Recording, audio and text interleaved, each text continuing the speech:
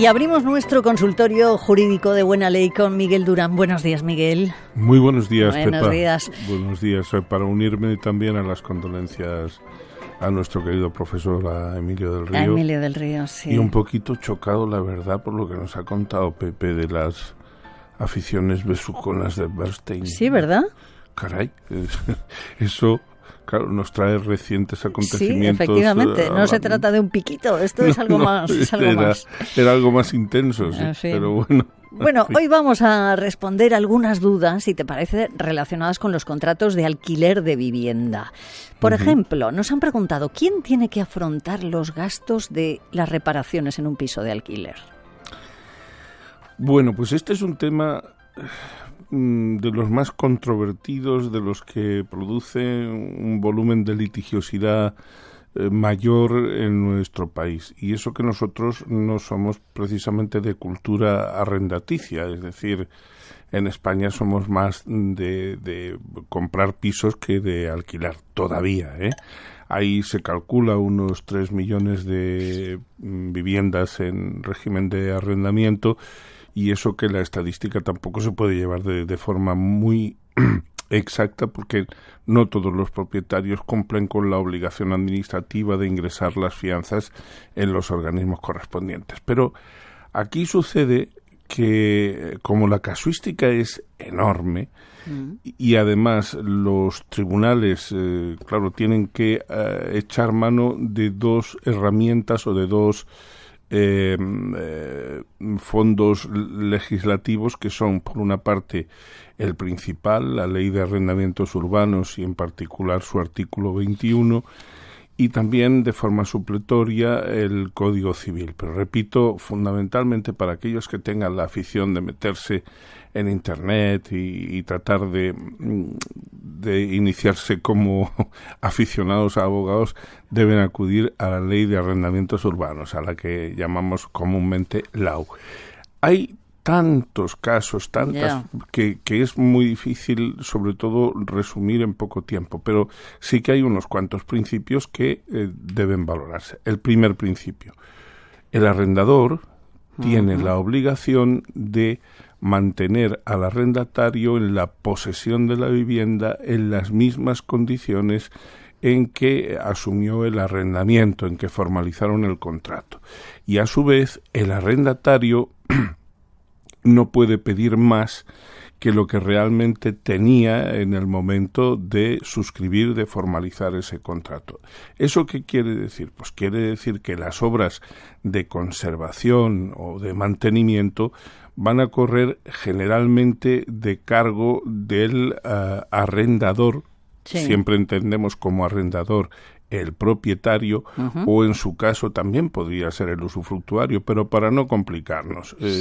El propietario, llamamos porque hay gente que confunde esta terminología. El propietario es normalmente quien arrienda. Es el que tiene que hacer frente en general a los gastos de estas reparaciones, ¿no? Siempre bajo el principio de que debe mantener la cosa arrendada, en este caso la vivienda, en las mismas condiciones en que se entregaron. Vale. Perdón, ibas a decirme algo. No, te iba a decir que claro, que no todas las reparaciones son de la misma naturaleza, Miguel. No, evidentemente no. Por ejemplo, las reparaciones pequeñas que se deben al uso, al deterioro que se produce por el uso normal de la cosa, de la vivienda, estas le corresponden al arrendatario. ¿Qué pasa, por ejemplo? Casos que se dan ahora mucho más que antes. Un piso se arrienda con electrodomésticos. Bueno, si el electrodoméstico se estropea al poco de entrar en vigor el arrendamiento, es evidente que le corresponderá al arrendador, al propietario, sí, le corresponderá su reparación. Si por el contrario tuviéramos el caso de un arrendamiento de larga duración en el que pues al final un frigorífico después de 10 años, por ejemplo, pues deviene inservible, hombre, hay que entender que ese electrodoméstico se ha estropeado por el uso normal. Si por el contrario algo de la casa, de la vivienda, del piso se estropea por culpa o por negligencia del arrendatario equivale a inquilino.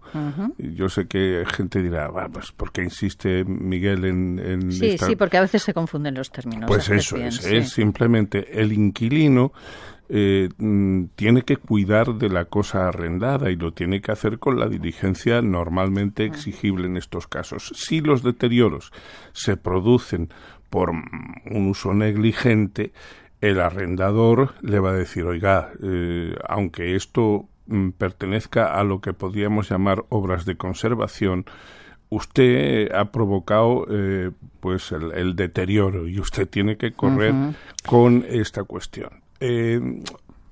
Por ejemplo, ¿qué debe hacer el inquilino si observa que algo se ha deteriorado? Debe comunicarlo inmediatamente, lo antes posible. ¿Qué forma de comunicación? En realidad, los tribunales admiten con mucha flexibilidad cualquier forma que deje constancia de que efectivamente se ha realizado la comunicación. Debe comunicar exactamente en qué consiste el deterioro que se haya producido y si considera que le corresponde al arrendador su reparación, debe decírselo así. ¿Qué sucede si, por ejemplo, la reparación es urgente? ¿No? Si es urgente y el inquilino, para poder seguir habitando la casa con normalidad, necesita realizar las obras y después quiere descontarlas de la renta que va a pagar, pues debe comunicar inmediatamente que eso lo ha tenido que hacer en la forma urgente en que el asunto lo requería. El inquilino, si el arrendador, propietario que arrienda el piso o la vivienda, no realiza las obras que está obligado a realizar, ¿tiene el inquilino derecho, capacidad, legitimidad para no pagar la renta? No. La renta no debe dejar de pagarse nunca. O sea, no puede descontar el importe de esa reparación urgente en el pago del alquiler, ¿no? Sí puede, comunicándoselo al propietario, sí puede, pero si el propietario... Si el propietario dice que no... Si dice que no, debe ir a los tribunales. Ya. Y luego, si nos da tiempo, que yo intentaré que sí, aclararemos un poco más esto de los tribunales porque es importante. Pues acláralo ya, porque te iba a preguntar cuáles son las consecuencias para el arrendador, el propietario, en el caso de que no cumpla con sus obligaciones, y supongo que eso pasa por los tribunales. Sí, si la vivienda deviene inhabitable porque el arrendador incumple sus obligaciones, el inquilino, desde luego, tiene derecho a resolver, a romper el contrato y a pedir, lógicamente, las indemnizaciones de daños y perjuicios que procedan. Pero el inquilino, yo no aconsejo que se tome la justicia por su mano y use de su presunto derecho y diga, pues como no me has hecho lo que yo te pedía, dejo de pagarte la renta, porque se enfrenta a una posible demanda de desahucio por falta de pago.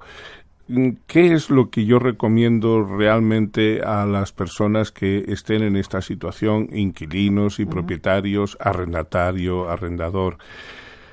Hombre, que en lo posible traten de ponerse de acuerdo, porque si tenemos que intervenir los abogados y además tenemos que hacerlo ante los tribunales, repito que se da un gran volumen de litigiosidad en estos casos. Claro, y eso puede alargarse en el tiempo un montón. Se alarga y se encarece mucho.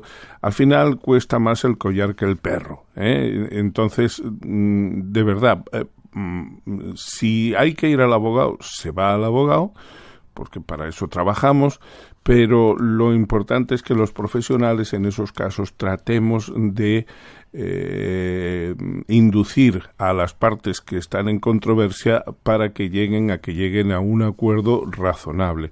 Una solución, pues muchas veces intermedia entre lo que pretende una parte y lo que la otra está dispuesta a conceder. Pero repito que es que ni los propios tribunales están produciendo sentencias que vayan en la misma dirección sobre los mismos supuestos. Es decir, te encuentras, por ejemplo, con una reparación, la sustitución de una caldera, en donde te dice una audiencia provincial que eso le corresponde al arrendador en todo caso, y luego, sin embargo, te encuentras otra resolución de otra audiencia provincial que te dice lo contrario.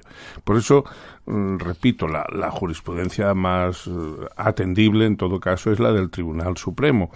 Pero incluso en esa jurisprudencia hay a veces resoluciones que no son plenamente coincidentes. Por lo tanto, cuidado, porque repito que esto da lugar a mucha litigiosidad, y lo importante, muchas veces recuerden esto de que más vale un mal arreglo que un buen pleito. Pues yo creo que esta es una buena frase para acabar. Miguel, muchísimas gracias por darnos siempre tan buenos consejos. Bueno, muchas gracias a ti, Pepa, y un abrazo para todos nuestros escuchantes. Un beso. Adiós. Un beso, chao.